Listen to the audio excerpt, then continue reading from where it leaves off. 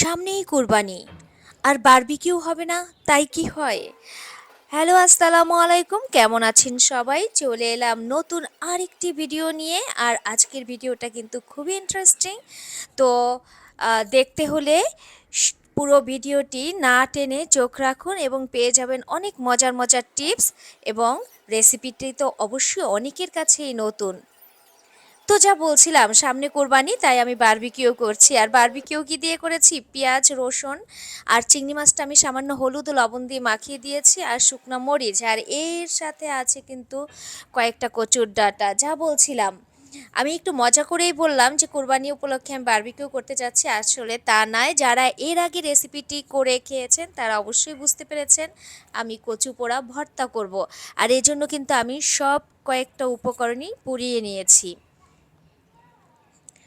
তো এবার আমি যে কচুর ডাঁটাগুলো পুড়িয়ে নিয়েছিলাম সেটা আলুর ছোলা ছাড়ানোর মতোই আস্তে আস্তে করে ছাড়িয়ে নিব।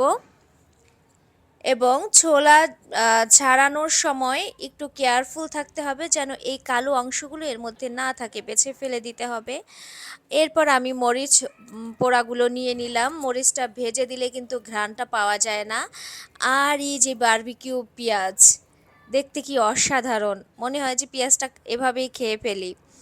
আর কচু ভর্তা খেলে যাদের গলা চুলকানোর সমস্যা আছে তাদের তারা এর মধ্যে একটু ১ ফোঁটা ২ ফোঁটা লেবুর রস দিতে পারেন। যেহেতু আমার বেবিটাও খাবে সেজন্য আমি এর মধ্যে একটু লেবুর রস দিয়ে দিচ্ছি। আর সেই রসুন বারবিকিউ অর্থাৎ রসুন পোড়ানোটা আর চিংড়ি মাছ যে ২টা আমি পুড়িয়ে নিয়েছিলাম তার উপরের ছোলাটা ফেলে দিয়েছি।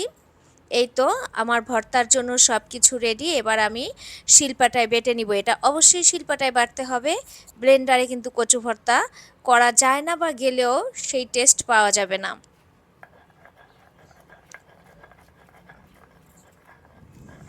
তো এভাবে করে ধীরে ধীরে ধৈর্য সহকারে আমি কচুগুলো বেটে নিচ্ছিলাম।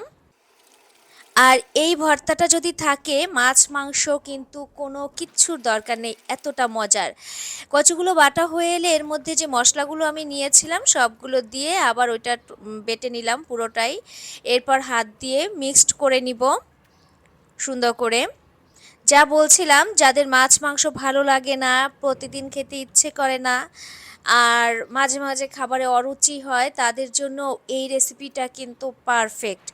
আর অনায়াসে ২-৩ প্লেট ভাত আমার মনে হয় খেয়ে নেওয়া যায় এই শুধুমাত্র একটা রেসিপি দিয়ে।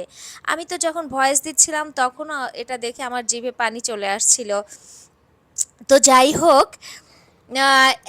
এবারে আমি এর মধ্যে যে উপকরণটা অ্যাট লাস্ট অ্যাড করব তা হচ্ছে বাসায় ভাঙানো খাঁটি সরিষার তেল। আর এইটা দিলে ভর্তার স্বাদ আরও বেড়ে যায়। আর উপরে তো একটা শুকনো মরিচ দিয়ে এভাবে অল্প করে ডেকোরেশন করে দিতে পারেন। সো ভিডিওটি কেমন লাগলো জানাবেন। আল্লাহ হাফেজ।